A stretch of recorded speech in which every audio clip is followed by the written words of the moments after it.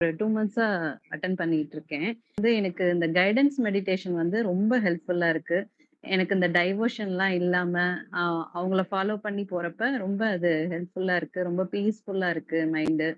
அ com டவுனா இருக்கு. நான் ரொம்ப கொஞ்சம் இப்ப ரீசென்ட்டா நான் ஒரு 1 இயரா ஃபிட்னஸ் ஃபீல்ட்ல இருக்கிறனால, எனக்கு கொஞ்சம் செஷன்ஸ்லாம் அதிகமா போறது, அந்த டென்ஷன்லாம் அதிகமா இருந்துச்சு. ரொம்ப ஸ்க்ரீன் டைம் அதிகமா இருந்துச்சு. டைம் மேனேஜ்மென்ட் இல்ல. ஒரு ஒரு வேலைய ஆர்கனைஸ்டா என்னால பண்ண முடியல. இப்ப அந்த அந்த இந்த ட்ராக்கர் ஷீட்னால கொஞ்சம் ஃபாலோ பண்றதுனால, இப்போ ஓகே எனக்கு இப்ப நான் இத கரெக்ட்டா ஃபாலோ பண்றேன்.